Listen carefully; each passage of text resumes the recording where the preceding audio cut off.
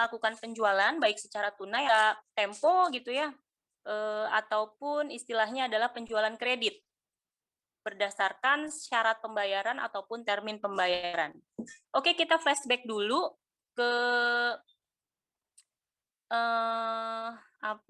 saya yakin Anda semua pernah belajar waktu di pengantar akuntansi mungkin ya, waktu di tingkat 1 mengenai syarat atau termin pembayaran.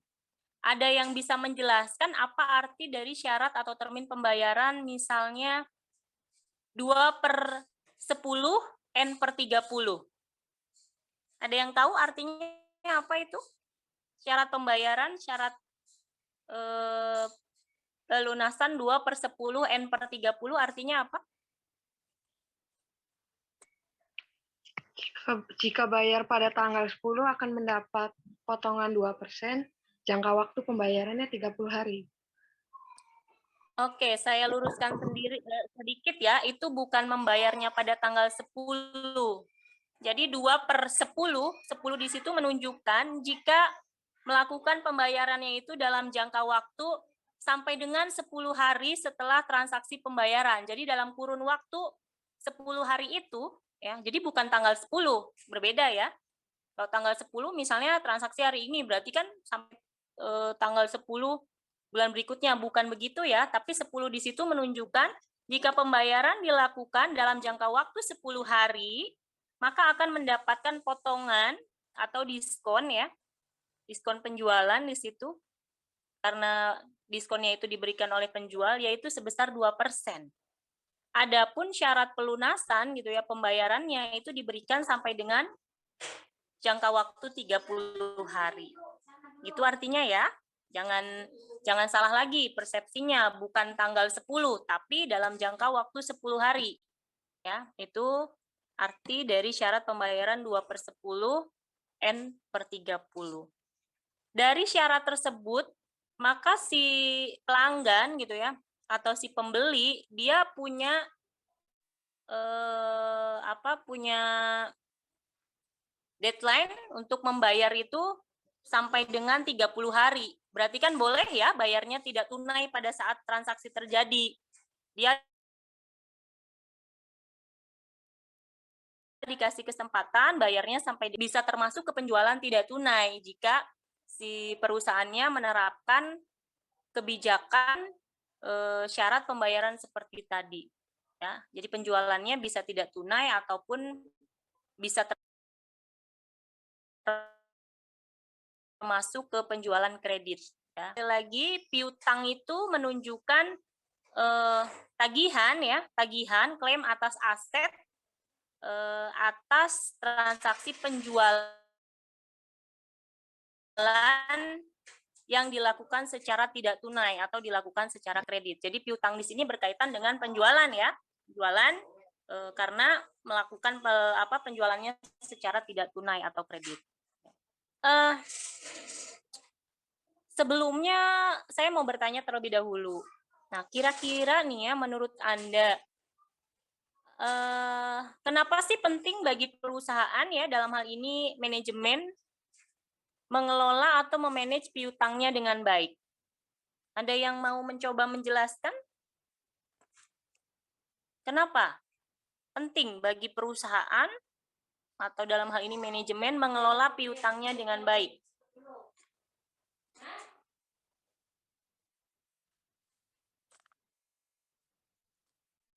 Ada yang bisa?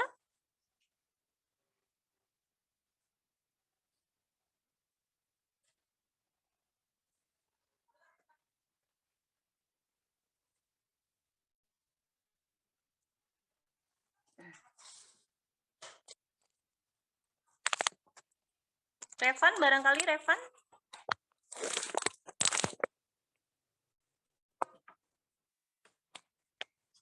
Kenapa Revan? Kenapa kok perusahaan itu harus mengelola piutangnya dengan baik?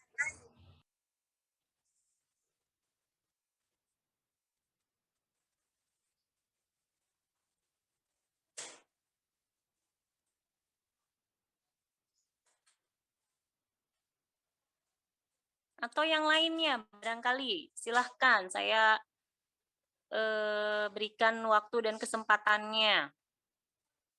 Kenapa piutang itu perlu di-manage, perlu dikelola dengan baik?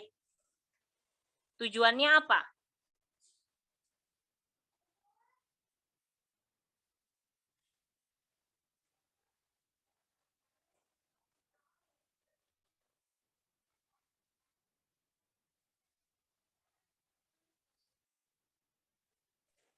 Menerima laba.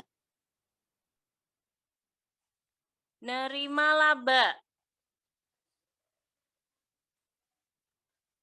Ada yang mau menambahkan barangkali narasinya, kalimatnya? Jika piutang dikelola dengan baik, maka kan dapat ditagih. Nah, Ya. penerimaan itu kan dikonversikan sebagai kas yang akan menghasilkan laba bagi perusahaan. Oke, terima kasih. Barusan siapa? Mbak siapa?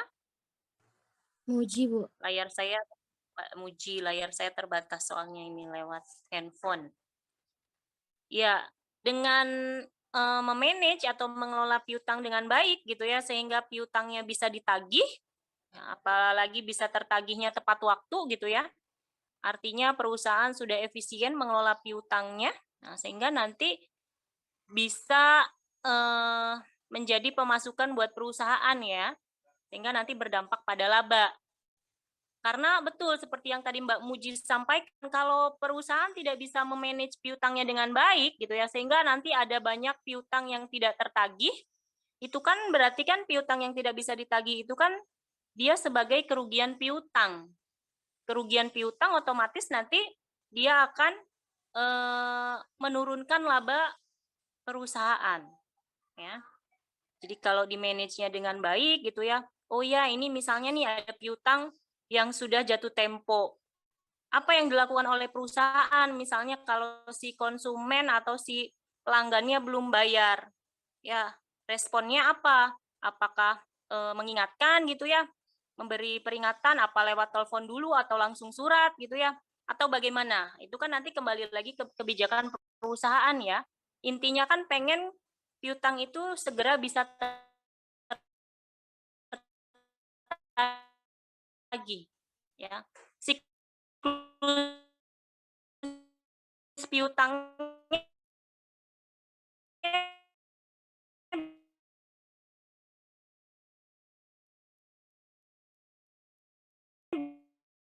bisa pendek ya, bisa segera ditagih, bisa segera dikumpulkan gitu ya, kas buat mengelola piutangnya dengan baik.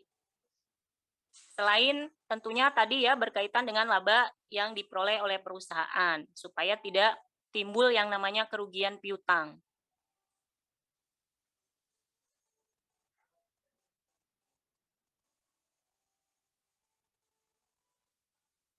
Mangga, silahkan.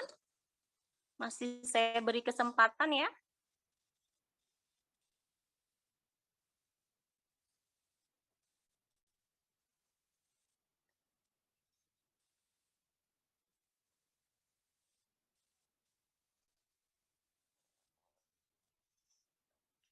Ini sebelumnya ya saya ngucapin terima kasih ya Anda sudah bersedia dimajukan waktunya. Barangkali nggak bersedia misalnya ya belum pada mandi lah, belum pada sarapan atau mungkin belum pada bangun ya.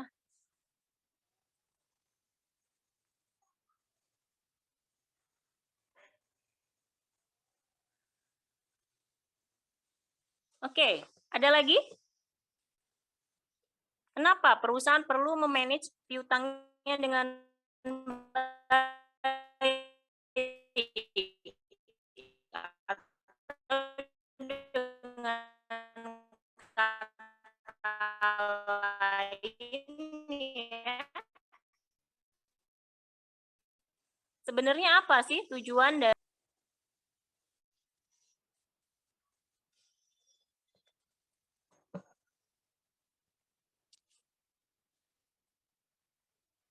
cowoknya nih, cowoknya? Jangan mau kalah.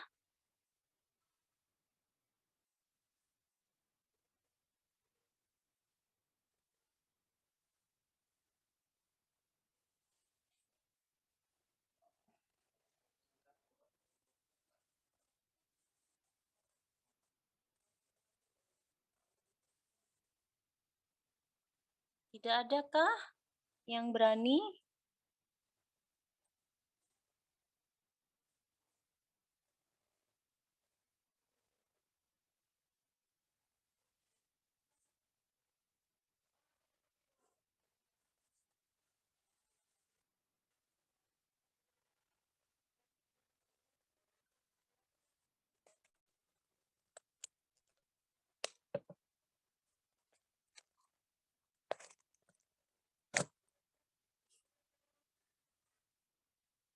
Tidak ada.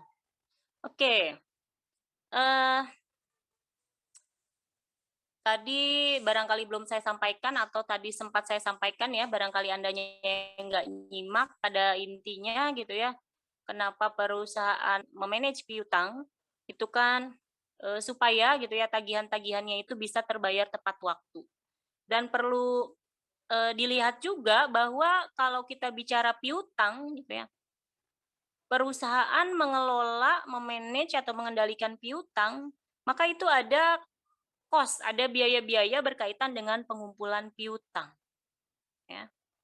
Seperti yang tadi saya contohkan gitu ya, misalnya nih, ada pelanggan, ada konsumen, sudah jatuh tempo harus bayar, tapi ternyata belum, gitu ya, belum bayar kewajibannya nih si pelanggan tadi. Apa yang harus dilakukan oleh perusahaan? Apakah ngasih pemberitahuan gitu ya lewat telepon atau lewat surat. Nah, dari ilustrasi situ kan Anda bisa lihat, oh iya, jika misalnya perusahaan memberikan surat gitu ya bahwa sudah jatuh tempo gitu ya, terus misalnya terlambat sekian hari si pelanggan tadi kena penalti. Nah, dalam bentuk surat yang dikirimkan oleh perusahaan itu kan ada biayanya, ada cost-nya, ya.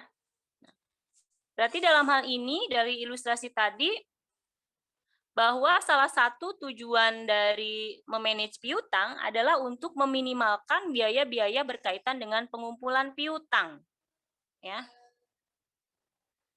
Karena otomatis kalau biaya-biaya berkaitan dengan piutangnya tidak bisa diminimalkan gitu ya, biaya-biayanya sampai membengkak, itu tentu berdampak terhadap laba perusahaan. Ya. Biaya pengumpulan piutang kan bisa macam-macam ya, atau biaya berkaitan dengan piutang itu sendiri. Termasuk yang tadi kalau sudah timbul kerugian piutang ketika piutangnya sama sekali benar-benar tidak bisa ditagih. Ya.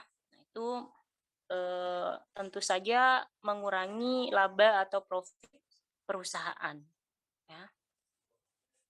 Jadi pada intinya bagaimana perusahaan bisa meminimalkan siklus piutang, bisa bisa efisien gitu ya mengelola piutangnya, jangan sampai banyak piutang yang menunggak ya.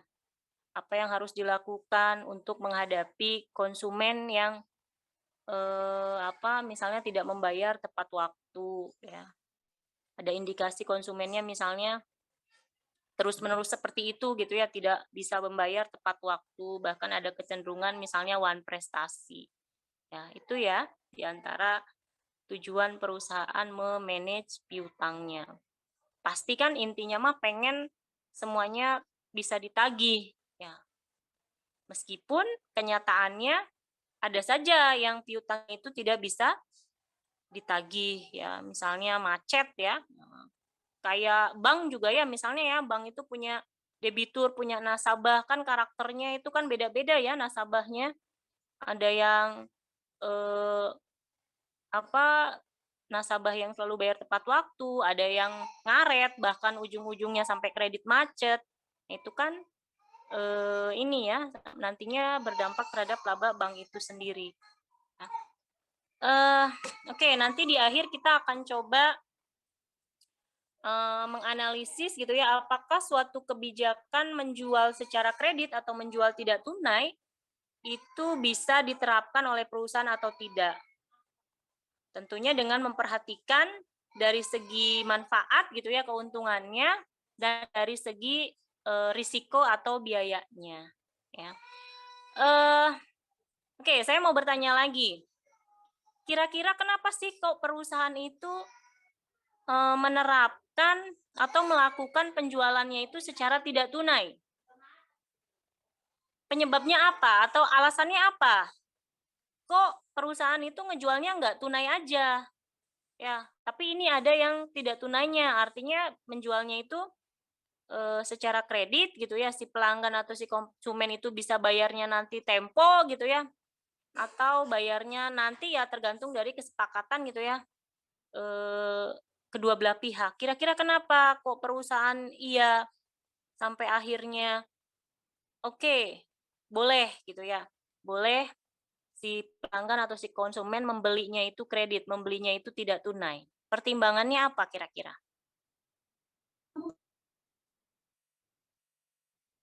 Kenapa nggak udah tunai aja semua gitu ya? Kenapa harus ada yang non tunai atau yang kredit?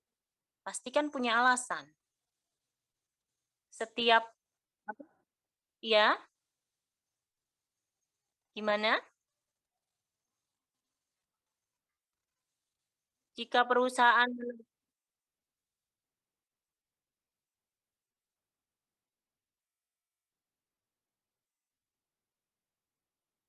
oh, oke, Gilang. Gilang betul ya, Gilang. Ya, betul yang disampaikan oleh Gilang. Salah satunya adalah terkait dengan omset. Ya, omset penjualannya itu diharapkan bisa meningkat, bisa naik dengan perusahaan menjualnya secara kredit. Karena sebagaimana yang kita ketahui bahwa karakter orang gitu ya, pelanggan, konsumen itu tidak sama, kemampuannya nggak sama. Ada yang mampulah misalnya kalau bayar tunai gitu ya, beli dibayar saat itu juga, tapi ada juga yang tidak mampu misalnya kalau mereka membeli gitu ya, lalu harus bayar saat itu juga. Ada yang mampunya oh iya misalnya bayarnya nanti tempo gitu ya, atau bisa jadi bayarnya misalnya ngangsur. Nah, dengan perusahaan menerapkan kebijakan menjual secara kredit atau tidak tunai, otomatis nantinya misalnya gitu ya pada saat melakukan pada saat menjualnya secara tunai misalnya konsumen atau pelanggannya itu 100 orang misalnya ya. Nah, setelah menerapkan kebijakan menjualnya secara kredit atau tidak tunai, itu harapannya nanti konsumen atau pelanggannya jadi bertambah. Ya, karena nanti yang bisa terjaringnya itu jadi lebih banyak. Tadinya cuma 100, oh sekarang jadi 150. Karena si konsumen atau si pelanggan yang terbatas gitu ya, tidak bisa bayarnya pada saat itu juga, mereka jadi bisa terjaring. Otomatis nanti berdampak terhadap omset atau volume penjualan. Ya. Ada lagi? Alasan lain? Kira-kira kenapa ya kok perusahaan melakukan penjualan secara kredit? Nah, atau bisa diasumsikan atau diilustrasikan kenapa kok misalnya perbankan gitu ya, lembaga keuangan ngasih fasilitas kredit. Nah, kan pasti ada alasannya.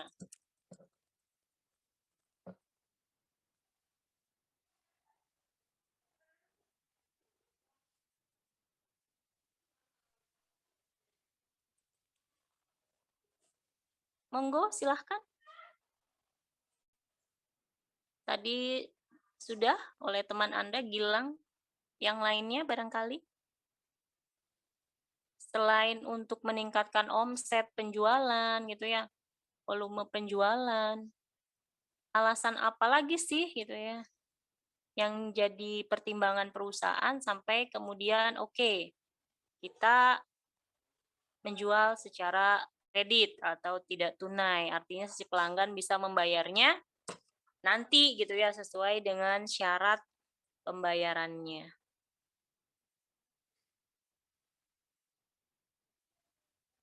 Biar bisa menjaga konsumen lebih banyak. Iya, tadi juga sudah sempat disinggung ya, untuk menjaring konsumen lebih banyak lagi ya, supaya pelanggannya meningkat, bertambah, tadinya 100 orang menjadi 200 orang ya.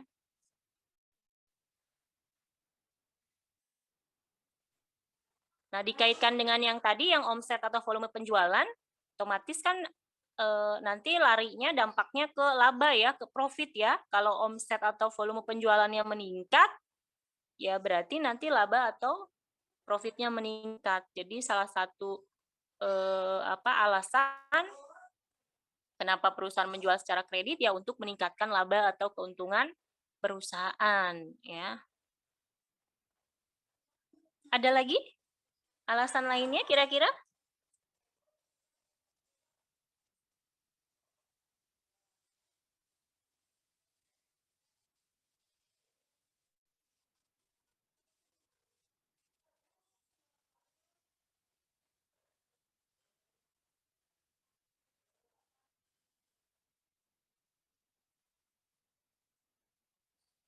Ada lagi nggak kira-kira?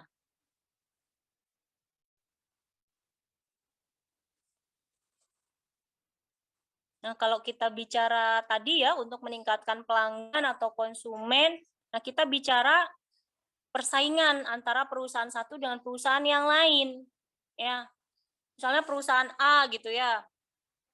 Terus punya pesaing banyak gitu ya, perusahaan B, C dan lain sebagainya. Nah, perusahaan yang lainnya itu yang pesaingnya itu menjualnya tunai saja. Nah, sementara misalnya perusahaan A dia menjualnya bukan hanya tunai, tapi juga yang non tunai, yang kredit. Ya. Kalau kondisinya seperti itu kan, maka si perusahaan A dia bisa memenangkan persaingan. Karena tadi seperti yang sudah dibahas, yang namanya kemampuan gitu ya si konsumen atau pelanggan itu kan berbeda, nggak sama ya. Jadi nantinya bisa dikaitkan dengan ini perolehan pelanggan atau konsumen menjadi lebih banyak lagi. Ya, jadi dalam hal ini perusahaannya itu bisa berkompetisi dengan perusahaan pesaingnya dan bisa memenangkan persaingan tentunya ya, karena perusahaan pesaingnya misalnya nggak ngejualnya secara kredit atau non tunai, tapi hanya secara tunai saja. Ya. Oke, kemudian tadi mungkin Anda sempat dengar ya waktu saya menyampaikan bahwa nanti di akhir kita akan menganalisis apakah suatu kebijakan menjual secara kredit itu bisa diterapkan atau tidak, yaitu dengan memperhatikan aspek manfaat dan risiko atau biayanya. Jadi pada intinya suatu kebijakan itu bisa diterapkan jika dirasa manfaat atau keuntungan yang akan diterima itu masih lebih besar daripada risiko atau biayanya. Ya simpelnya aja lah, misalnya kita sebagai manusia makhluk sosial. Kadang gitu ya, kadang misalnya kita melakukan suatu hal itu, mau melakukan suatu hal, kita suka mempertimbangkan untung ruginya. Ini nanti yang saya dapat apa gitu ya. Lalu yang saya keluarkan pengorbanan saya apa? Benar nggak? Anda terkadang seperti itu nggak? Ngitung-ngitung. Kadang seperti itu ya, misalnya ya mau melakukan suatu hal atau tindakan, ini kira-kira bermanfaat buat saya atau tidak? Kira-kira berisiko buat saya atau tidak? Dalam hal ini kan manusia kadang suka hitung-hitungan. Ya. Hitung-hitungan boleh, tapi jangan sampai terlalu perhitungan, karena ada hal-hal, ada kondisi di mana kita nggak bisa selalu terus-menerus melakukan perhitungan atau hitung-hitungan. Ya, ada kalanya kita harus berbuat atau bertindak, bukan ada kalanya ya, memang kita sebagai manusia itu harus bisa mengkondisikan gitu ya, harus bisa melakukan sesuatu itu yang memang lebih semata karena lillahi ta'ala ya, dorongannya itu lebih karena karena kita makhluk sosial harus berbuat baik, nggak bisa selalu melakukan hitung-hitungan, karena kalau melakukan hitung-hitungan nanti kita malah nggak mau berbuat baik ya. Misalnya kita ini deh, misalnya mau teman aja ya, simpelnya teman mau pinjem uang, kebetulan lagi kepepet butuh banget gitu ya, kita sebenarnya mampu bisa ya ngasih pinjaman ke teman, tapi manusiawi kadang kita ngitung-ngitung juga, ini nanti dia bakal balikin nggak ya kalau dikasih pinjaman. Belum lagi kalau misalnya saya sendiri misalnya lagi butuh kok uang, karena kita terlalu perhitungan jadi kita nggak jadi ngasih pinjaman misalnya ya, kita khawatir bahwa uang yang nanti kita pinjamkan itu nggak balik lagi. Dalam hal ini jadi kita nggak jadi berbuat baik ke teman kita tadi yang lagi butuh uang banget.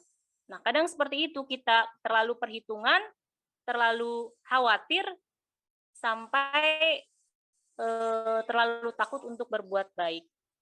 Ada kalanya nggak bisa kita terlalu perhitungan, ya, karena memang banyak hal yang nggak bisa, misalnya secara materi kita nggak bisa dapat ya, tapi yang non materinya bisa kita dapat dengan melakukan hal yang memang bersifat baik, ya.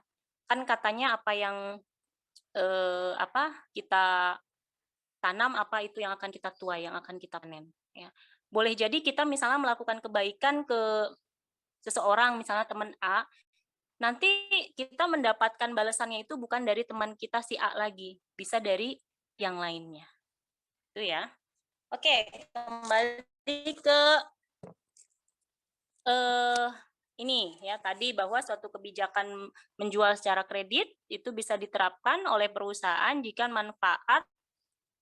manfaatnya atau keuntungannya lebih besar daripada risiko atau biayanya. Sekarang saya mau tanya, yang namanya perusahaan ya, misalnya ya, sebelum mempertimbangkan, sebelum mau menerapkan apakah mereka akan menjual secara kredit gitu ya, pastikan banyak faktor yang menjadi pertimbangan. Faktor-faktor yang bisa mempengaruhi, oh iya, nanti sedikit banyak gitu ya, investasi yang akan mereka lakukan dalam piutang. Kira-kira nih ya, menurut Anda faktor-faktor apa yang bisa mempengaruhi besar kecilnya perusahaan berinvestasi dalam piutang? Berinvestasi dalam piutang ini maksudnya kan gini, yang namanya menjual secara kredit itu kan tagihannya gitu ya, kasnya kan tidak bisa diterima pada saat itu juga, ya. Atau anggap misalnya nih Anda nih ya, Anda kecil-kecilan ya jualan. Anda kan pengen dananya itu modalnya muter. Kalau misalnya Anda jual ke temen, lalu temen bayarnya tempo, misalnya tempo 2 minggu, tempo sebulan, kan dana Anda kan di situ, tertahan di situ, nggak muter. Nangkep maksud saya? Nangkep. Nah, sementara Anda juga pengen mengembangkan usaha Anda, pengen jualannya ini apa? Pengen nambah gitu ya, nambah produk, pengen menjual ke yang lain gitu ya, atau pengen nambah variasi gitu ya, macam yang dijualnya. Nah, kalau misalnya menjualnya itu tidak tunai gitu ya, tempo, otomatis kan dananya kan tertahan di situ. Ngejual ke si A, si A-nya itu bayarnya misalnya tempo sebulan, otomatis dana Anda kan tertahan di situ. Nangkep maksud saya ya ilustrasi yang ini. Nah, kita kaitkan yang tadi ya, yang saya tanyakan, kira-kira faktor apa saja sih yang menjadi pertimbangan perusahaan? Kira-kira faktor apa saja sih yang mempengaruhi besar kecilnya gitu ya perusahaan menginvestasikan dananya dalam bentuk piutang? Perusahaan mau menerapkan kebijakan kredit, pastikan sudah memperhitungkan bahwa oh iya, dana atau modalnya itu tersedia, jangan sampai mengganggu pos-pos alokasi yang lain. Ya, karena kan tertahan di piutang nantinya. Ditagihnya itu nanti bisa dikumpulkannya. Sementara pos-pos yang lain misalnya harus dibayarkan juga, harus diselesaikan juga. Kalau misalnya menjual secara kredit, berarti kan artinya perusahaan menginvestasikan dananya dalam bentuk piutang. Nah, faktor-faktor apa saja sih yang bisa mempengaruhi besar kecilnya perusahaan berinvestasi dalam bentuk piutang?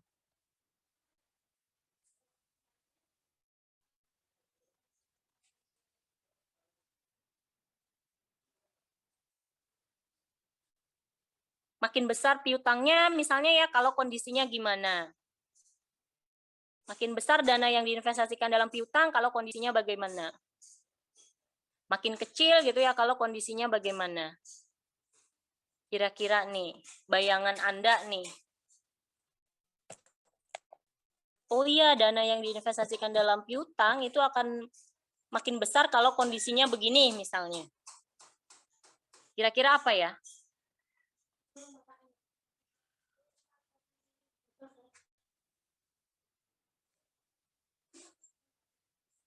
Faktor-faktor yang mempengaruhi besar kecilnya investasi dalam piutang.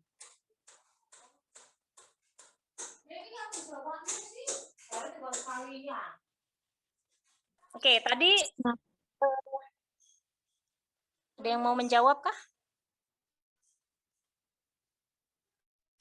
Semakin besar Tadi volume penjualan barangkali Anda kredit, masih ingat ya bahwa teman Anda menyampaikan salah satu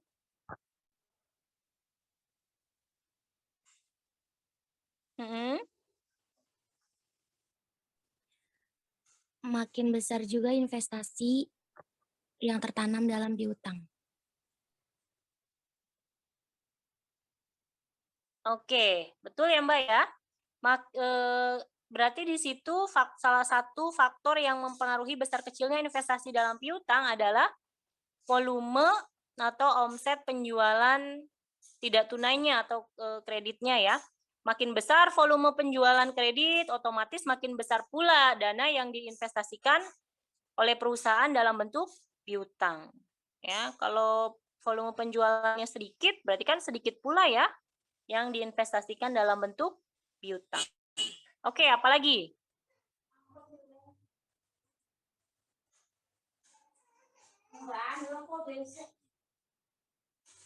Apalagi? Terkait dengan kebijakan penjualan kreditnya itu sendiri ya, atau dalam hal ini syarat pembayarannya. Makin ketat gitu ya kebijakan penjualan kredit, maka nanti bisa lebih sedikit dana yang diinvestasikan dalam piutang. Syarat pembayarannya misalnya semakin lunak gitu ya, berarti bisa makin besar dana yang diinvestasikan dalam bentuk piutang. Itu kalau dikaitkan dengan kebijakan yang diberikan oleh perusahaan ya, berkaitan dengan penjualan kreditnya itu sendiri atau berkaitan dengan pembayarannya ya. Misalnya ya, perusahaan itu kan sebelum memberikan persetujuan bahwa si konsumen atau si pelanggan dia bisa membeli secara kredit atau tidak tunai, itu kan nggak ngasal, pasti kan dipertimbangkan dulu. Sama halnya kayak perbankan atau lembaga keuangan. Mereka sebelum memberikan fasilitas pinjaman atau kredit, pastikan terlebih dahulu kan melakukan ini dulu ya, prosedur-prosedur dulu, melakukan istilahnya apa ya, penyaringan, checking dulu. Ini kira-kira si konsumennya ini gitu ya, misalnya atau si calon debiturnya ini layak atau tidak diberikan pinjaman atau kredit. Kan nggak ngasal, nggak misalnya saya datang ke bank mau minjem langsung diberikan saat itu juga, enggak. Ya, apalagi bank itu kan prosedurnya sudah sedemikian gitu ya. Misalnya persyaratan yang harus saya penuhi apa gitu ya. Terus ada jaminannya barangkali ya, yang nanti harus ditahan oleh pihak bank. Nah, di sini juga perusahaan kan bisa saja seperti itu. Mereka bisa memberikan fasilitas bahwa si pelanggan atau si konsumen bisa membeli secara tidak tunai atau kredit setelah si perusahaan itu mendapat jaminan gitu ya, yakin bahwa oh iya si pelanggannya ini, si konsumennya ini andaikan diberi keleluasaan gitu ya membayarnya itu tidak tunai, maka mereka nanti akan bisa membayar, akan mampu memenuhi kewajibannya. Tagihannya itu bisa terselesaikan tepat waktu. Ya. Itu ya, jadi makin selektif gitu ya, maka nanti bisa makin sedikit investasi piutangnya. Tapi sebentar ya sayang ya. Kalau misalnya makin lunak persyaratannya, kebijakannya gitu ya, atau berkaitan dengan pembayarannya, maka bisa makin besar dana yang diinvestasikan oleh perusahaan dalam bentuk piutang. Kemudian berkaitan dengan ini juga misalnya dilihat dari budaya atau kebiasaan si pelanggan. Kalau si pelanggan atau si konsumen punya kebiasaan, punya budaya bayar kewajiban tepat waktu gitu ya, oh maka nanti dana yang diinvestasikan dalam bentuk piutang oleh perusahaan itu bisa makin sedikit. Karena kan kalau bisa terbayar tepat waktu berarti kan bisa muter lagi gitu ya, dana yang tadi bisa dialokasikan lagi misalnya ke konsumen atau ke pelanggan yang lain. Tapi kalau si konsumen atau si pelanggannya itu punya kebiasaan lalu ngulur-ngulur waktu gitu ya, kalau harus bayar, berarti bisa makin besar gitu ya yang ditanamkan oleh perusahaan dalam bentuk piutang. Ya.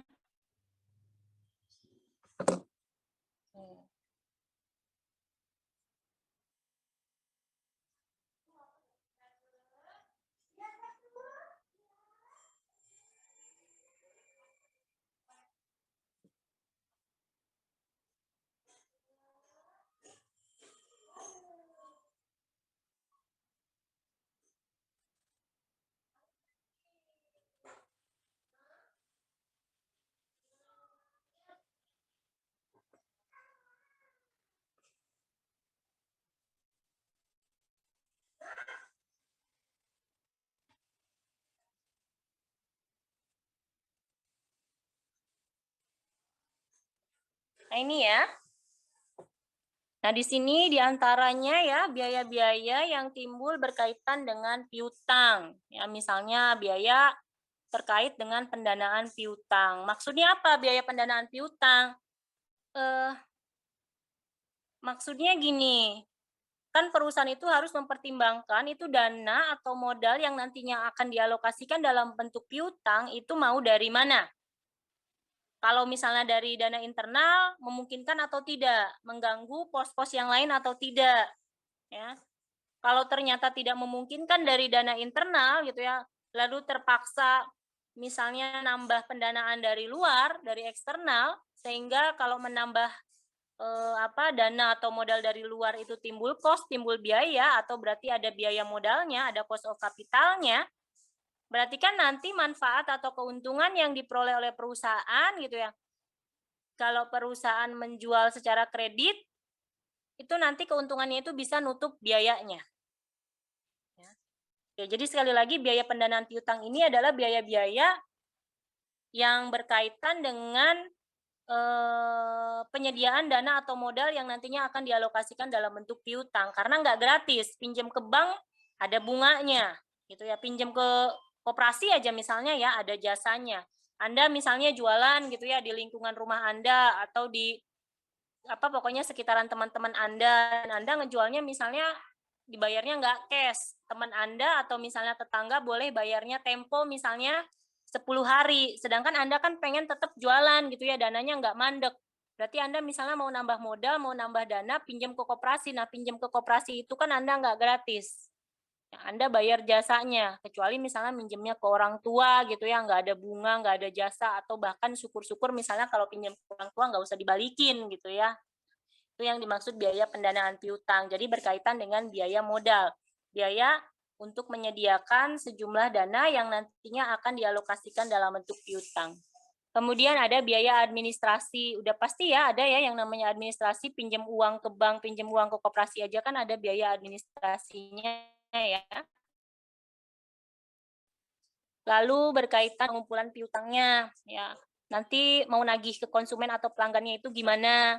Apakah ada misalnya kalau disebut misalnya debt collector gitu ya, apakah debt collectornya datang ke rumah atau gimana? Nah, si debt collectornya ini kan harus digaji ya. Ada ininya ya, ada upahnya. Nah, itu termasuk ke biaya pengumpulan piutang. Kemudian kerugian piutang tidak tertagih. Nah, ini kalau memang tidak bisa ditagih, otomatis dia timbul sebagai cost, timbul sebagai biaya yang nantinya akan mengurangi laba atau keuntungan perusahaan. Oke, ini tadi sudah. Aspek penting dalam manajemen piutang berkaitan dengan kebijakan kreditnya, penetapan standar kreditnya udah pasti ya.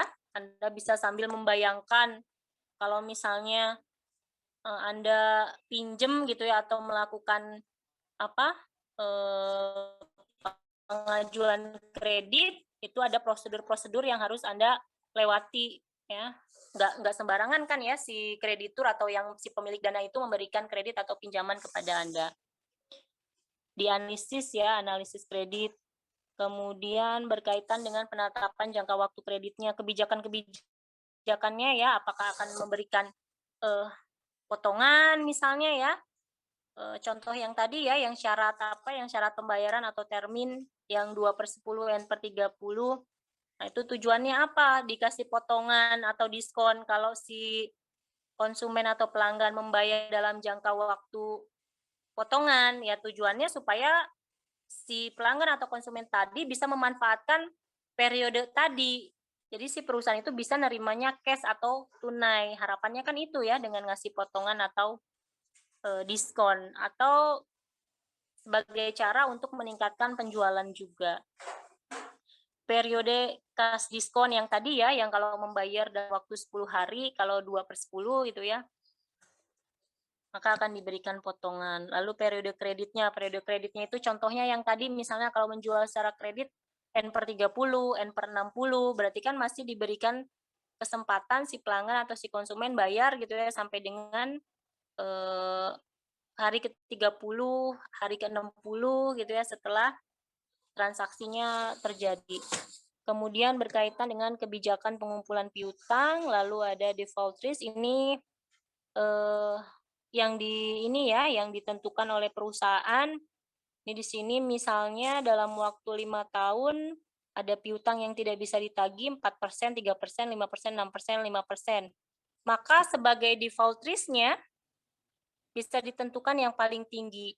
Atau kalau kita analogikan gitu ya, atau kita asumsikan misalnya ya kita mau melakukan sesuatu, kita mempertimbangkan baik buruknya, untung ruginya. Nah, pada saat kita mempertimbangkan pengorbanan atau risikonya, atau itu kan kadang kita mempertimbangkan kemungkinan terburuk. Oh, ini kemungkinan terburuknya nanti begini. Nah, ini maksud dari default risk itu seperti itu. Ya, misalnya nih perusahaan mau melihat efisien atau tidak gitu ya dalam pengumpulan piutang berkaitan dengan manajemen piutangnya, dengan melihat piutang-piutang yang tidak tertagih, maka bisa menetapkan yang paling tinggi ya, batas tertinggi piutang yang tidak bisa ditagihnya. Kalau kemungkinan kan kadang seperti itu ya, pilihnya yang paling buruk. Nah, ini salah satu ini ya prosedur atau tahapan ya yang bisa diterapkan oleh perusahaan sebelum meng-ACC calon konsumen atau calon pelanggannya. Atau misalnya bank gitu ya, sebelum meng-ACC bahwa oh iya ini fasilitas kreditnya bisa diberikan, oh iya pinjamannya ini misalnya bisa di-ACC. Nah, ini bisa menganalisis 5C, dilihat dari si pelanggannya, si calon pelanggan atau calon debiturnya dengan melihat karakter gitu ya.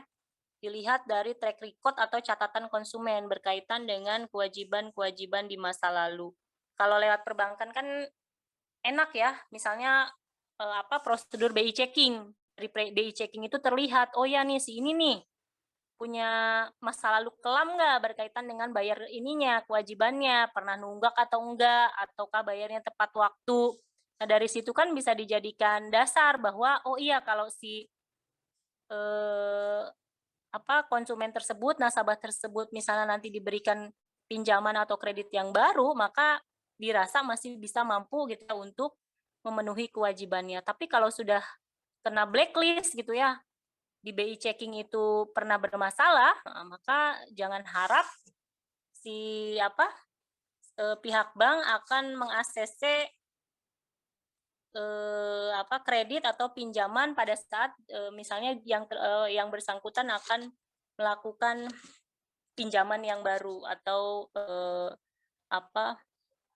pengajuan kredit yang baru. Karena kan ini ya perlu waktu untuk memulihkan nama baik. Misalnya nih saya pernah bermasalah, pernah 3 kali gitu ya bayarnya nggak tepat waktu, harusnya bayarnya itu tanggal 7 misalnya ya. Nah, karena suatu hal misalnya 3 bulan berturut-turut saya bayarnya telat-telat, itu kan jadi penilaian juga. Itu akan terekam. Nanti di BI checking-nya akan jadi pertimbangan pada saat misalnya saya mengajukan pinjaman yang baru. Apalagi misalnya sampai macet, menunggak, itu memulihkan nama baiknya itu butuh waktu. nggak serta-merta, oh iya meskipun misalnya lunas gitu ya pembayarannya terselesaikan, pas mau ngajuin yang baru, itu tetap tidak serta-merta pulih seketika juga ya nama baiknya. Misalnya dikasih waktu berapa bulan gitu ya, baru bisa ngajuin kredit atau pinjaman yang baru. Kemudian capacity berkaitan dengan kemampuan melunasi utangnya yang ditunjukkan dengan rasio likuiditas. Likuiditas itu membayar tagihannya menggunakan aset lancar yang dimiliki. Lalu berkaitan dengan kapital, kemampuan finansial yang ditunjukkan dengan posisi keuangan. Kalau kita ngajuin ini ya misalnya ya pinjaman atau kredit ke bank, mereka kan butuh jaminan ya, butuh keyakinan bahwa kita akan mampu untuk bayar kewajiban baik bunga ataupun pokoknya. Mereka itu meminta ini biasanya tuh rekening koran, misalnya rekening bank, itu dilihat ya mutasinya apakah aktif ataukah tidak aktif. Dari situ kan bisa dilihat, oh iya ini nanti dia akan mampu bayar atau tidak. Selain jaminan misalnya yang lain, misalnya kita pinjem, kan ada kalanya bank itu minta jaminan misalnya berupa apa ya, sertifikat tanah misalnya ya, atau sertifikat rumah, atau barangkali BPKB kendaraan misalnya ya, itu nanti ditahan oleh mereka sebagai jaminan kalau gitu ya, nanti si debitur atau si konsumen itu melakukan one prestasi. Ya.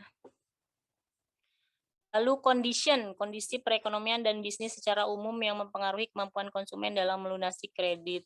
Nah, contohnya itu pada masa sekarang gitu ya, pada saat ini ya, seluruh dunia bukan cuma Indonesia ya, sedang dilanda wabah COVID. Nah, itu kan COVID itu kan sangat-sangat berdampak terhadap semua bidang kehidupan gitu ya. Berdampak ke semua negara ya yang ada di dunia, bukan cuma Indonesia. Nah, itu juga bisa mempengaruhi kemampuan perekonomian secara umumnya.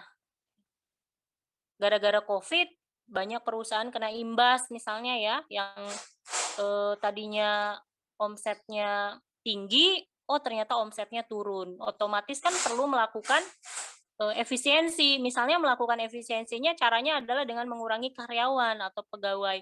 Nah, si karyawannya ini yang di PHK, yang tadinya misalnya dia punya sangkutan ke bank, karena di PHK nggak punya gaji, nggak bisa bayar. Nah, ini kan kalau kita kaitkan dengan kondisi. Jadi kondisi perekonomian yang nantinya bisa berdampak gitu ya, mempengaruhi kemampuan konsumen dalam membayar kewajibannya.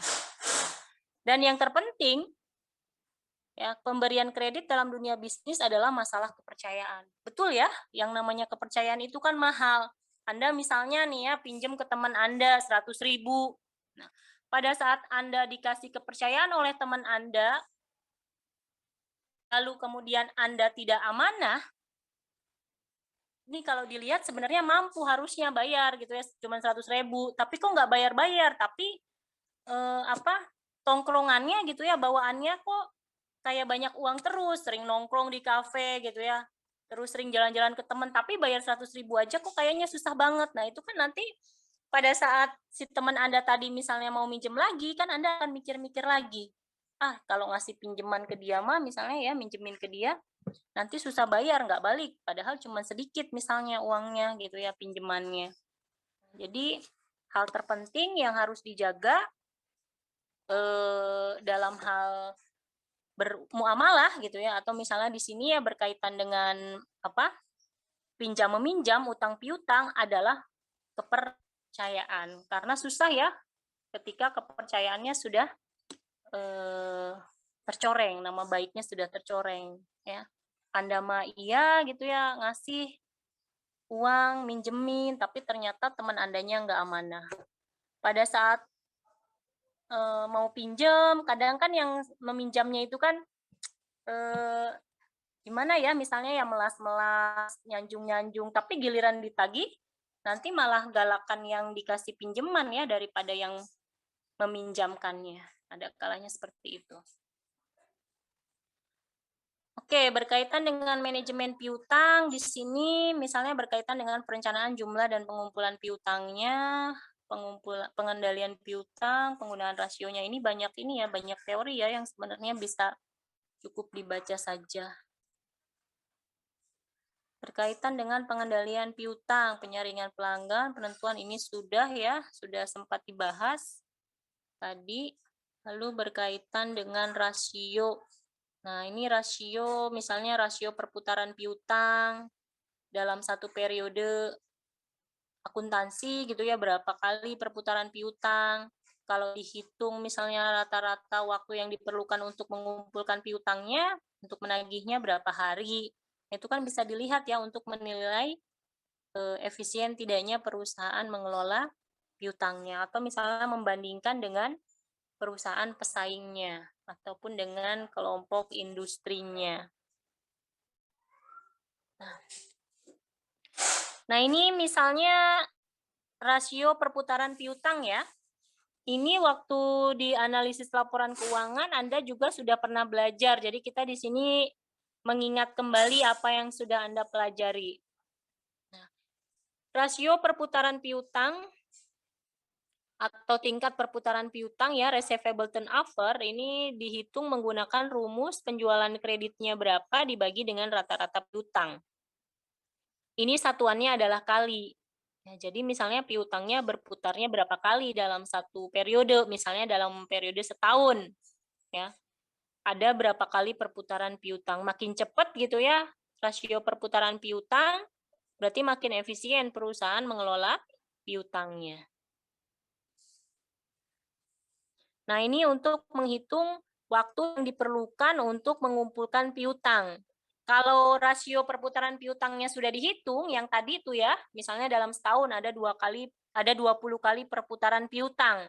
Jika kita asumsikan satu tahun misalnya 360 atau 365 hari, maka bisa kita hitung waktu yang diperlukan untuk mengumpulkan piutangnya. Kalau rasio perputaran piutang atau tingkat perputaran piutangnya 20 kali, berarti kan rata-rata diperlukan waktu 18 hari untuk bisa mengumpulkan piutang.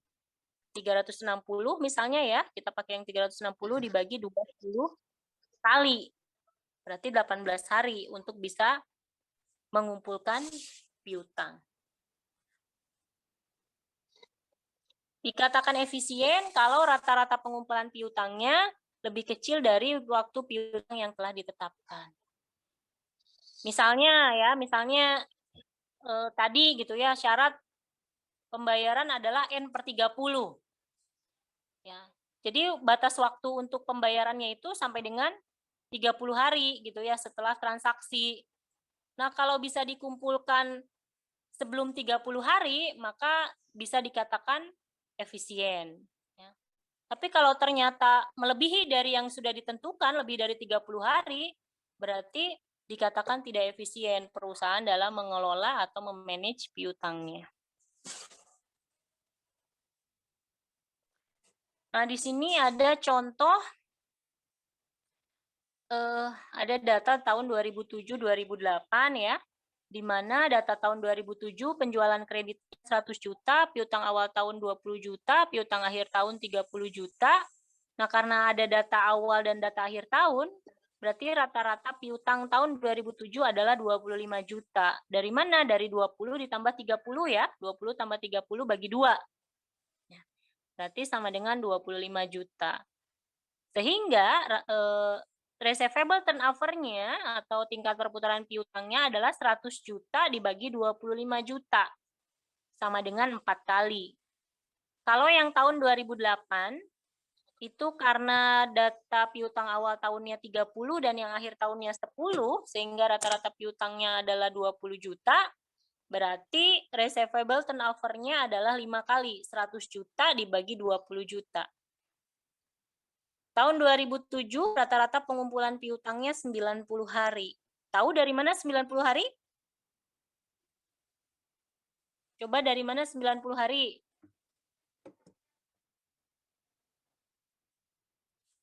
Dari mana 90 hari?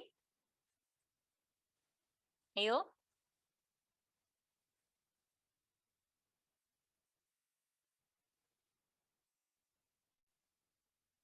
Dari mana guys? 90 hari. Itu kan dalam setahun ya, di tahun 2007 perputaran piutangnya 4 kali. Kalau kita pakai asumsi setahun itu 360 hari, maka 360 dibagi 4. Berarti rata-rata pengumpulan piutangnya 90 hari. 360 bagi 4. Lalu yang tahun 2008, karena tingkat perputaran piutangnya 4 kali, berarti waktu yang diperlukan untuk mengumpulkan piutang gitu ya rata-ratanya adalah 360 dibagi 5. Sama dengan 72. Itu ya. Nah, misalnya data yang ini mau kita bandingkan ya dengan batas waktu pembayaran kredit, atau kita bandingkan dengan rata-rata periode yang sebelumnya, atau mau kita bandingkan dengan perusahaan pesaing. Ya. Contohnya yang tadi ya, yang sudah saya sampaikan. Apa yang efisien kalau pengumpulan piutangnya lebih kecil, lebih pendek daripada batas waktu yang ditentukan. Syarat pembayarannya misalnya N/60, berarti si pelanggan atau si konsumen punya waktu membayar sampai dengan hari ke-60. Ketika si konsumen atau si pelanggan misalnya mayoritas membayarnya itu lebih dari 60, berarti kan sudah tidak efisien. Nah, itu kalau dibandingkan dengan batas waktu pembayaran.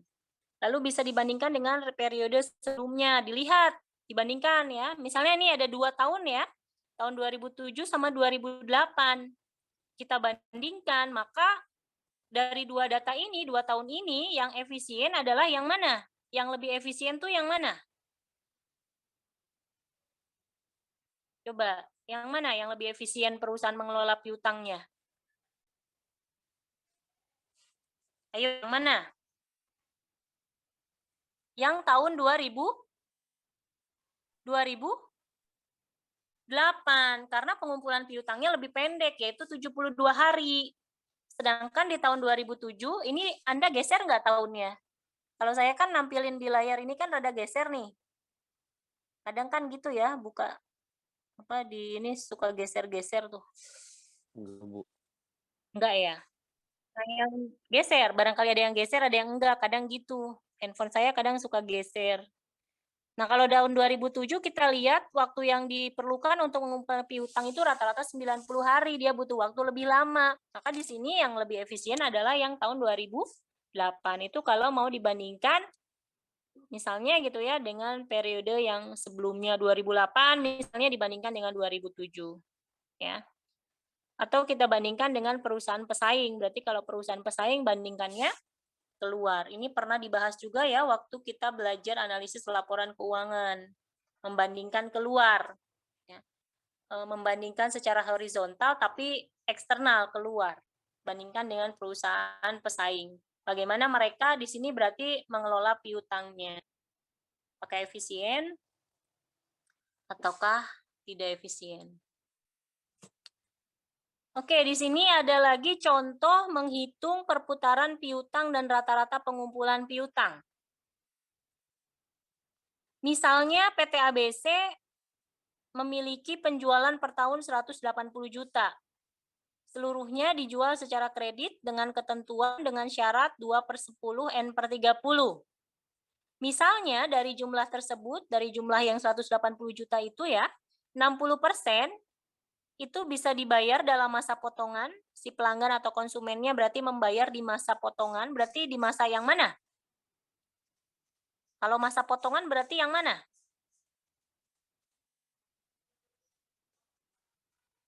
Ayo. Kalau narasinya dibayar dalam masa potongan, berarti dalam masa potongan tuh yang mana? Kalau ngelihat ke syarat pembayaran. 2/10. Dalam masa yang 10 hari itu berarti. Ya.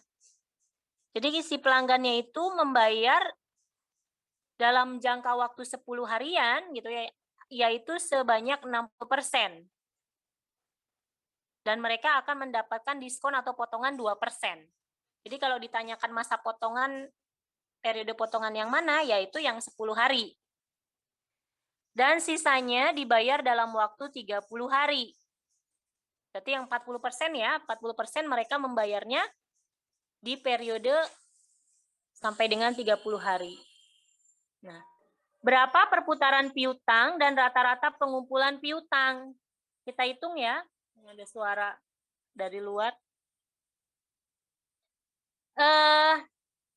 Rata-rata pengumpulan piutangnya karena 60% dibayar di waktu 10 harian dan 40% dibayar di waktu 30 harian, berarti 60% kali 10 hari ya. Ya sayang, ditambah 40% kali 30 hari. Berarti di sini rata-rata pengumpulan piutangnya adalah 18 hari. Berarti perputaran piutangnya berapa di tahun tersebut? Oh, perputaran piutangnya adalah 20 kali. Dengan asumsi setahun 360 hari dibagi 18 hari. Ada 20 kali perputaran piutang. Perputaran piutang itu satu putaran yang seperti apa? Dari mulai perusahaan melakukan penjualan secara kredit atau tidak tunai gitu ya, sehingga timbul piutang, sampai kemudian piutangnya bisa dikumpulkan, bisa ditagih, dan kembali menjadi kas. Itu yang dimaksud satu putaran. Penjualan harian rata-ratanya. Karena tadi di tahun tersebut penjualannya adalah 180 juta, kalau dihitung rata-rata penjualan hariannya berarti tinggal dibagi saja misalnya setahun 360 hari ya. Oh, hariannya berarti rata-rata penjualannya adalah 500.000.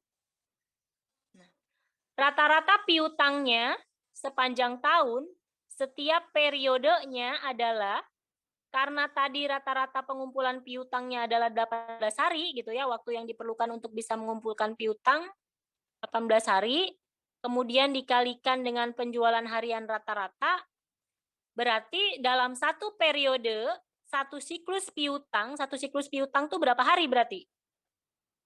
Coba, satu siklus piutang tuh berapa hari kalau datanya yang ini? 18 hari. Itu yang dimaksud satu siklus piutang ya, waktu yang diperlukan untuk mengumpulkan piutang. Itulah satu siklus piutang, 18 hari itu. Jadi dalam waktu 18 hari itu gitu ya, rata-rata piutangnya adalah 9 juta.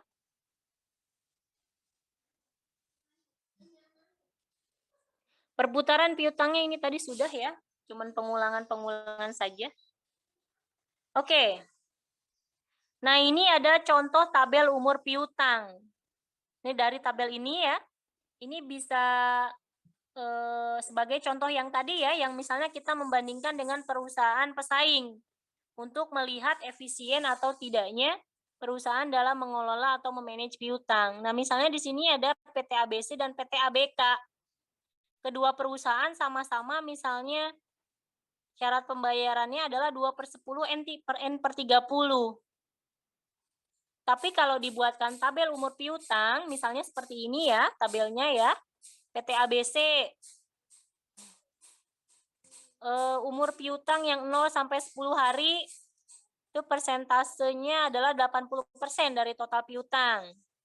Artinya si pelanggannya atau si konsumennya membayar di masa potongan adalah sebanyak 80%. Ya sayang. Nah sisanya, yaitu 20%, itu membayarnya itu sampai dengan 30 hari. Ini sayang. Lalu kita bandingkan dengan PT ABK. PT ABK, pelanggan atau konsumen yang membayar di periode potongan, di masa potongan adalah 50%. Kemudian membayar di periode sampai dengan 30 hari ya, berarti dari mulai hari ke-11 sampai 30, itu adalah 20%. Kemudian yang membayarnya lebih dari batas waktunya, nah di sini misalnya hari ke-31 sampai hari ke-45. Misalnya ya perusahaan bikin ininya ya rentang waktunya 31 sampai 45. Yang penting lebih dari 30 hari. Ini misalnya 15% yang membayar di jangka waktu 31 hari sampai dengan 45 hari. Kemudian yang membayar di hari ke-46 sampai 60, 10%. Dan kemudian lebih dari 60 hari, 5%.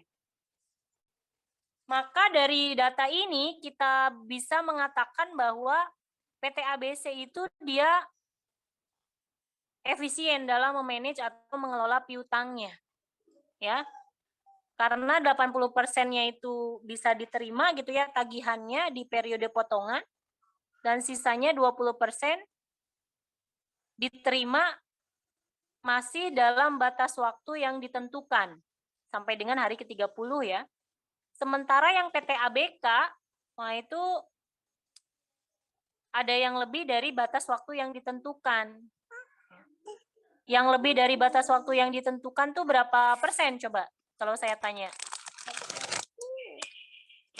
Yang melebihi dari batas waktu yang ditentukan, berapa persen pelanggannya, konsumennya? 30%. Ya sayang, 30% ya. 30%. Sedangkan yang PT ABC tidak ada. Ini ya, tabel umur piutang. Ini penjelasannya. Oke. Berikutnya kita akan menganalisis apakah suatu kebijakan menjual secara kredit itu bisa diterapkan atau tidak. Bisa diterapkan kalau manfaat atau keuntungannya dirasa masih lebih besar daripada risiko atau biayanya ya. Nah, misalnya perusahaan Gajah Duduk di Palimanan, semula itu hanya melakukan penjualan secara tunai. Penjualan yang tercapai rata-rata misalnya 800 juta. Nah, kemudian perusahaan merencanakan akan menawarkan syarat penjualan N/60. Ini berarti bahwa pembeli bisa membayar pembelian mereka pada hari ke-60. Diperkirakan dengan syarat penjualan yang baru akan meningkatkan penjualan sampai dengan 1 miliar 50 juta. Profit margin yang diperoleh misalnya 15%. Apakah perusahaan perlu beralih ke penjualan kredit jika ada biaya modal sebesar 16%? Jadi ceritanya awalnya hanya menjual secara tunai. Nah, pada saat menjualnya secara tunai, rata-rata omset penjualannya adalah 800 juta. Nah, misalnya nih, gitu ya, perusahaan nimbang-nimbang. Ini kira-kira bisa nggak ya mau mencoba menjual secara kredit? Nah, kalau menjual secara kredit, misalnya diproyeksikan gitu ya, diperkirakan omset penjualannya naik, jadi 1 miliar 50 juta. Kalau keuntungan yang diperoleh perusahaan itu misalnya 15%, ya dari menjual tadi, kan misalnya menjual harga pokoknya 10.000 misalnya, pastikan ngejualnya nggak 10.000 karena perusahaan pengen dapat untung, misalnya dijual di 12.000. Itu maksud profit margin itu seperti itu ya, profit marginnya 15%. Kemudian ada biaya modal 16%. Oh berarti dana atau modal yang dialokasikan nanti dalam bentuk piutang itu perusahaan ada mengeluarkan biaya. Ada cost of capitalnya. Misalnya nambah dananya pinjam ke bank gitu ya, pinjam ke bank nggak gratis. Nah setelah dihitung biaya modalnya ini 16%. Itu maksud biaya modal ya. Nah dari data ini, dari ilustrasi ini kira-kira bisa diterapin atau enggak gitu ya kebijakan menjual secara kreditnya. Nah, kita lihat dari segi manfaat atau keuntungannya.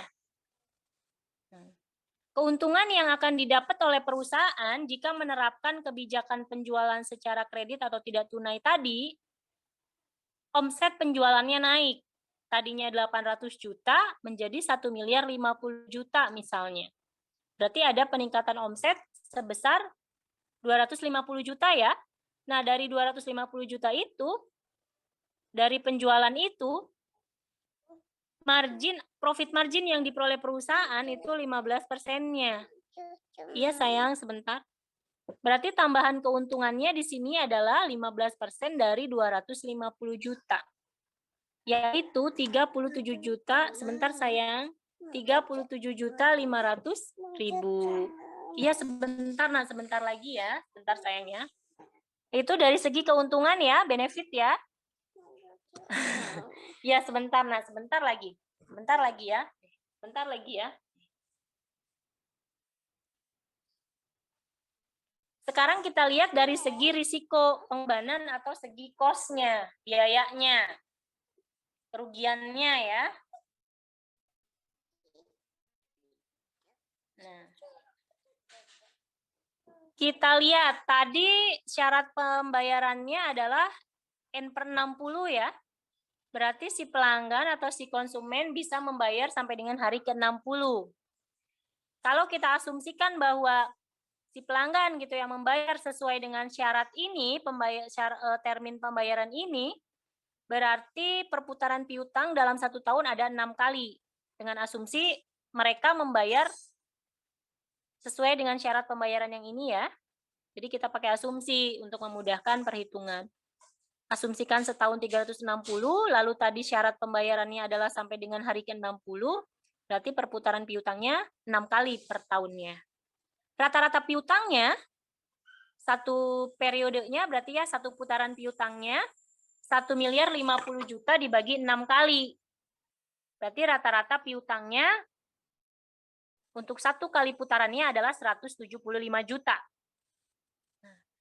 Karena yang 15% dia sebagai margin, profit margin atau keuntungan, berarti kita anggap modal pokok gitu ya, dana yang akan dipergunakan untuk diinvestasikan dalam bentuk piutang, dialokasikan untuk piutang, berarti yang 85%-nya.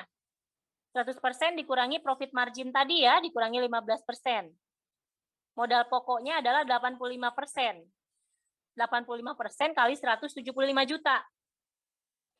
Sama dengan 148.750.000. Kemudian tadi ada biaya modal, ada cost of capital. Ya, untuk menyediakan sejumlah modal yang nantinya akan diinvestasikan dalam piutang, misalnya perusahaan pinjam ke bank, dan ada biayanya, yaitu 16%. Atau ini bisa juga kita anggap sebagai gini, andaikan dana yang sebesar 148.750.000 ini kita investasikan dalam bentuk investasi apa gitu ya, maka itu nanti perusahaan akan mendapatkan keuntungan 16%. Nah, itu bisa juga dianggap seperti itu. Ya, jadi bisa sebagai cost of capital, bisa juga sebagai keuntungan yang akan didapat andaikan yang 148.750.000 ini tidak dialokasikan dalam bentuk piutang tapi dalam bentuk aset yang lain misalnya. Oke, biaya modalnya 23.800.000. Sehingga kalau kita bandingkan antara manfaat keuntungannya yang 37.500.000 dengan cost atau pengorbanannya yaitu 23.800.000, masih ada keuntungan bersih yaitu 13.700.000. 37.500 dikurangi 23.800. Masih ada keuntungan bersih, yaitu 13.700.000. Karena keuntungannya lebih besar daripada biayanya, atau risiko atau pengorbanannya, atau kerugiannya lah ya, berarti kebijakan menjual secara kreditnya, tidak tunainya, ini bisa diterapkan. Jelas yang ini? Bisa dipahami?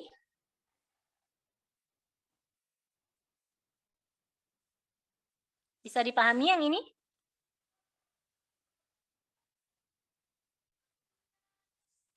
Halo? Ya, Bu. Saya bisa dipahami ya? Yang lain? Yang jawabnya cuma satu orang? Bisa ya? Halo? Bisa, Bu. Allah. Baik, Bisa, Bu. begitu.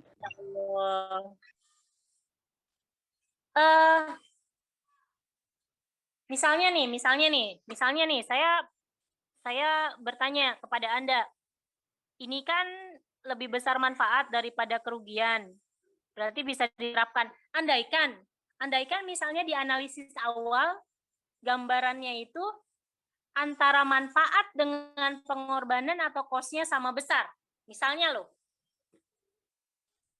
sebagai analisis awal, misalnya manfaat sama pengorbanan atau biayanya itu sama.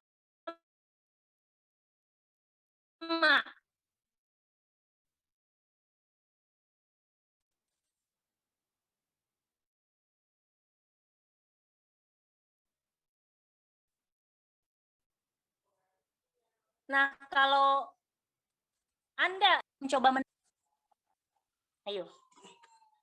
Setelah diperhitungkan bahwa untung ruginya sama, Anda akan menjalankan atau tidak? Anda mau melakukan suatu hal nih, ngambil tindakan. Untungnya sama ruginya sama besar. Anda akan melanjutkan atau Anda putuskan tidak melakukan? Anda tipikal yang mana? Kalau Anda disuruh memutuskan, Anda akan memutuskan apa?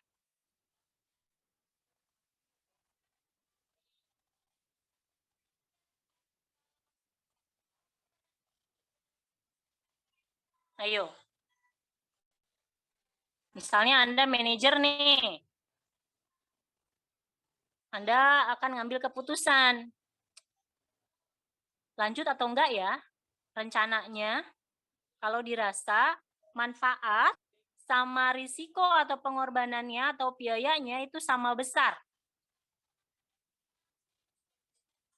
Ada yang mau mencoba menjawab kalau kondisinya seperti itu? Kalau dirasa untung sih pasti gitu ya akan dilakukan.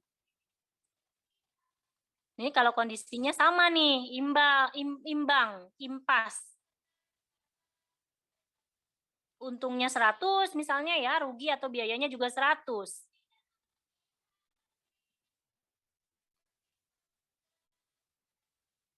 Kira-kira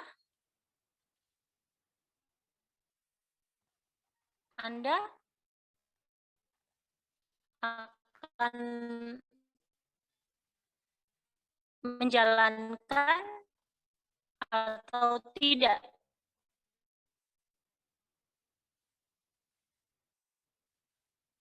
Ayo.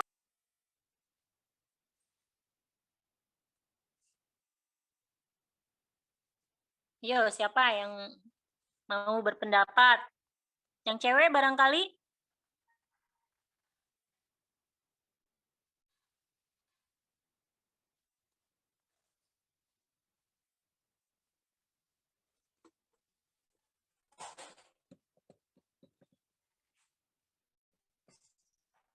Ayo. Anda termasuk orang yang seperti apa? Kan dari situ bisa terlihat ya.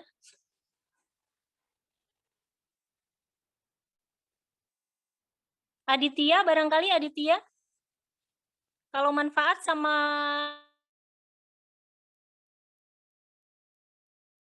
kerugiannya sama besar, Aditya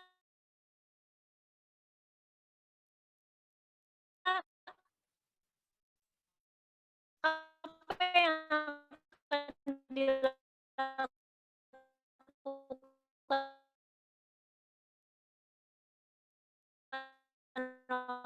oleh Aditya? Ayo.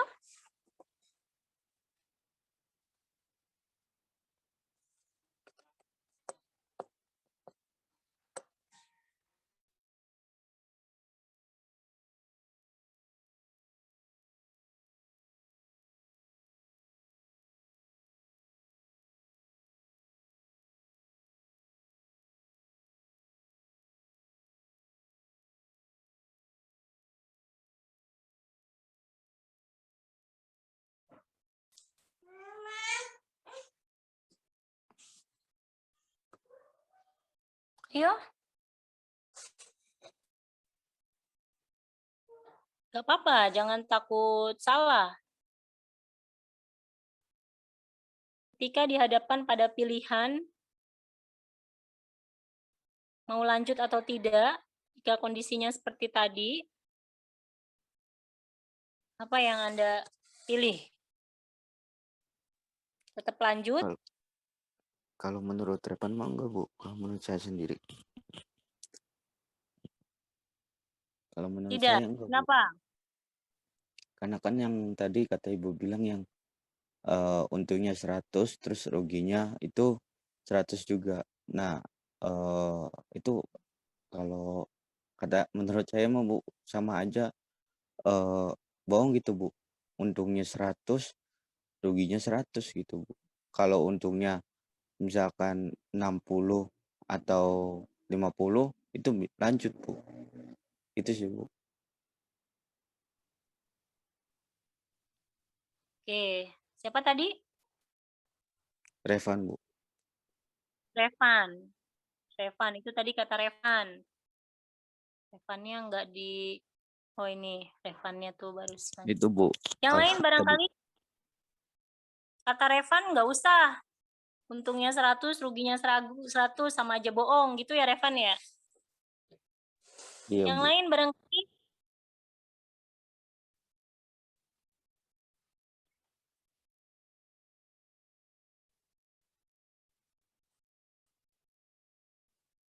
nggak juga.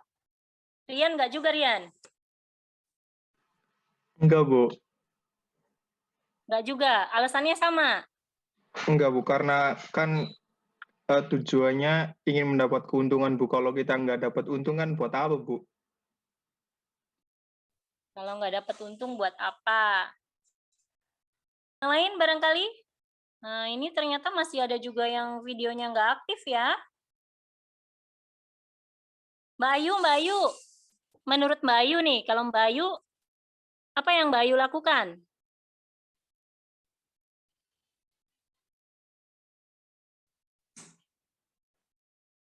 Sama, Bu. Sama. Nggak usah gitu Mbak Ayu. Ya, Yang lain, barangkali ada yang tetap mau lanjut dengan pertimbangan apa, ada nggak? Masa sama semua, masa dari sekian pemikiran gitu ya, kepala sama semua, seragam.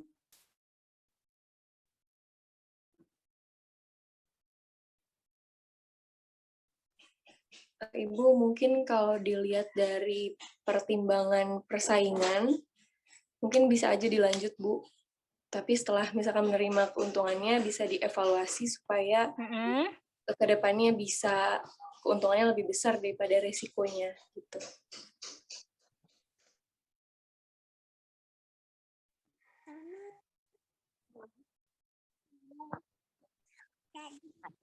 Oke, barusan siapa? Soalnya nggak di layar saya nih. Siapa barusan? Mbak Masih, siapa? Bu. Bentar sayang, sebentar. Siapa? Ini Dede ini. Ini Dede. Sebentar lagi sayang. Sebentar lagi. Nah ini udah di ini. Tadi kata teman Anda, kalau kita bicara persaingan gitu ya, untuk memenangkan persaingan, bolehlah bisa lanjut gitu ya. Nanti setelah itu bisa dievaluasi. Biar nanti keuntungannya lebih besar daripada kerugiannya. Yang lain lagi barangkali?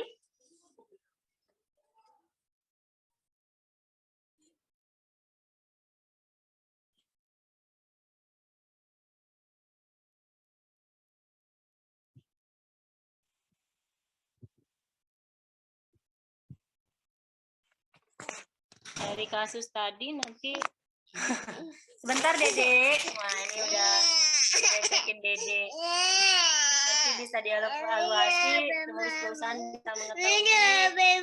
Wah ini si kecilnya udah.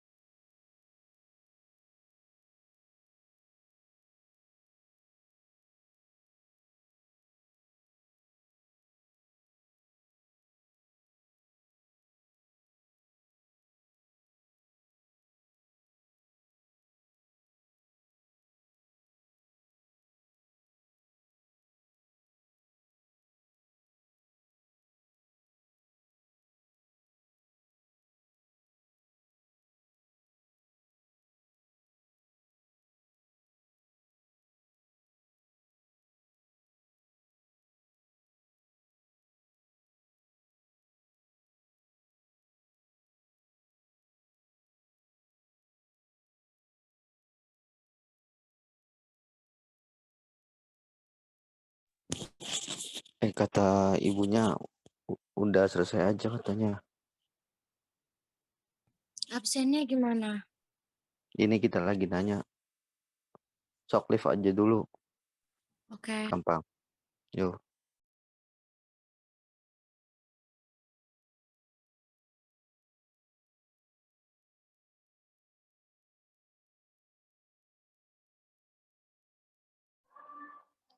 Pan ini udah selesai, Pan.